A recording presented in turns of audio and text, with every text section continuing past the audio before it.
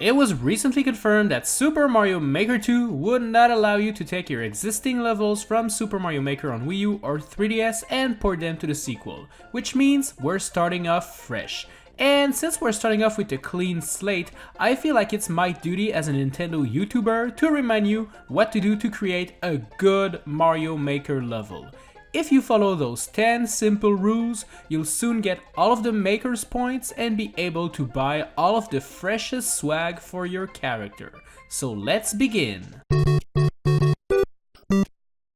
Blocks are amazing. They can be used for so many things. They can be platform, they can be walls, you can destroy them with your head, you can destroy them with your butt, and one of the most amazing block you can have is the invisible block. Look at this level here as an example. At first, it looks like in order to make that jump, you're going to have to build up a lot of speed. And while this is true, what better way than to add an invisible block right where everybody will jump so that they bounce their head into it and fall to their doom.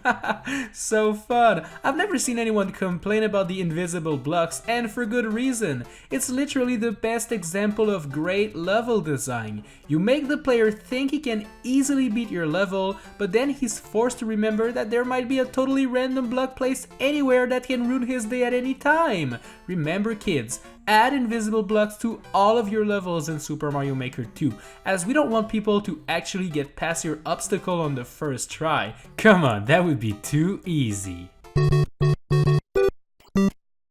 Super Mario Maker 2 will feature so many different enemies to choose from. Goombas, Koopas, moles, Twumps, Piranha Plants, Boos, Babums, Wigglers, and so much more. And with so many enemies to choose from, it's probably going to be ultra difficult to choose the right one for your level. So my next tip is pretty simple. Why choose when you can have them all? If you want to make your level extra crispy, you'll definitely want to place as many enemies on screen as you can. The more the merrier, as they say. Don't worry if the level gets crowded and looks impossible, as you can always add an invisible block somewhere, which would contain a star, for example.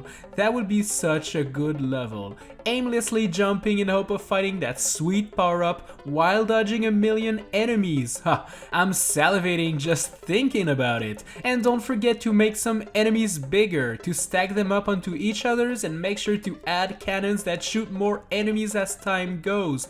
You can never have too much enemies.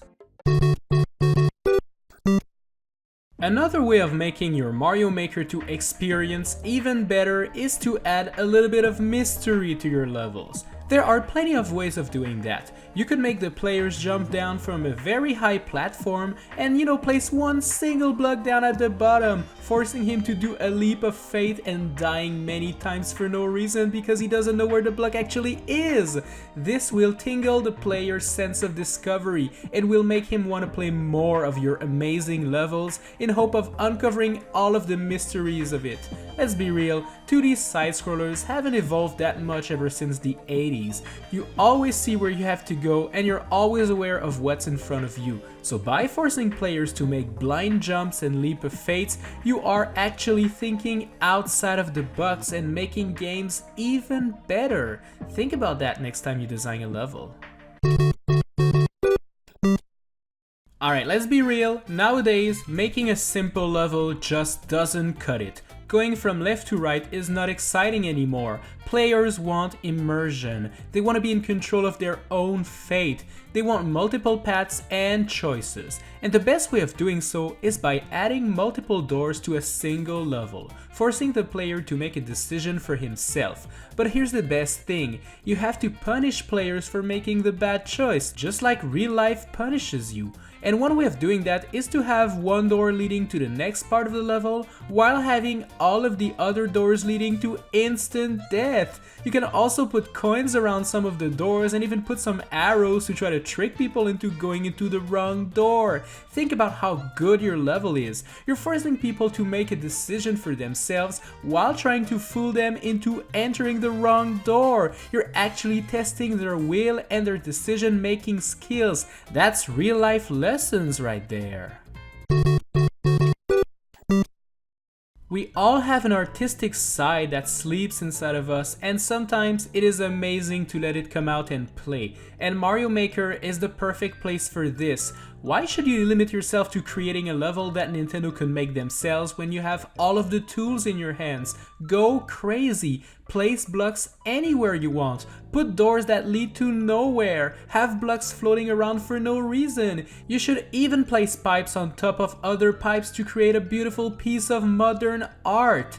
Why do you think virtual reality is getting more and more popular? It's because people want to escape the boring confines of their modern lives. So why should you make a level that screams Super Mario when you can have one that screams I'm an artist and this level is my performance?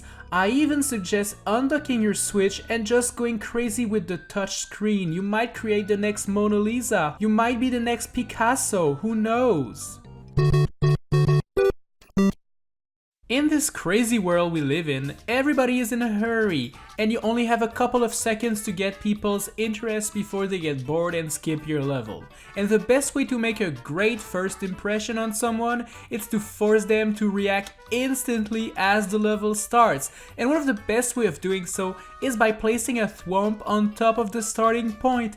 This way, newcomers will instantly get crushed when they start a level. Sorry losers, you're too slow!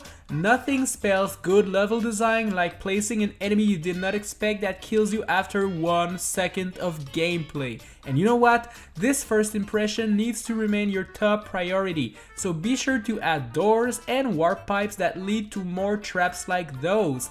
If your player has the time to stop and look at your level, it means he's bored and he's gonna skip it.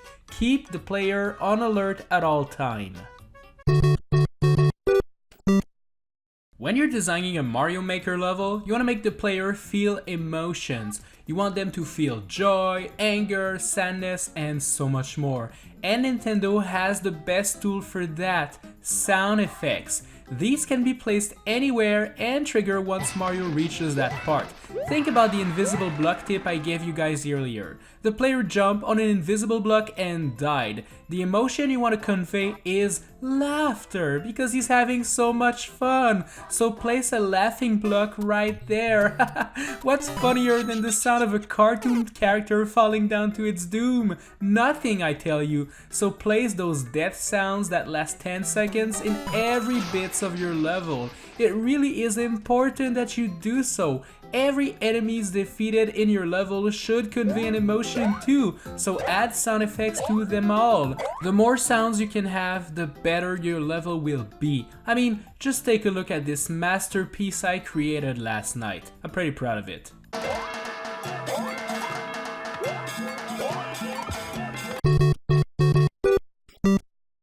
Want me to name one great quality that every Mario Maker player should strive for? Perseverance. Your level should ignite a little flame in the player's eyes, a flame that shall burn up until he completed your level. And one of the best way of doing that in your levels is by making them extra long and extra difficult. I know checkpoints are a thing in Mario Maker 2, but they're bad. In my opinion, if you die, you should start from the very beginning. Why should you reward a player for completing half of his task? Do you get congratulated at school when you're halfway done through your exam? No, everybody remains silent, and it shall be the same way in Super Mario Maker. Never add any checkpoints to any level you create. If you manage to beat half the level and then died right after that, that means you can actually beat it a second time and even after that. So checkpoints are completely useless. And to add a little bit more to the previous point, you might be telling me, oh, but I want to use checkpoint myself because I have to beat my own levels before uploading them online and I don't have time to do any of that.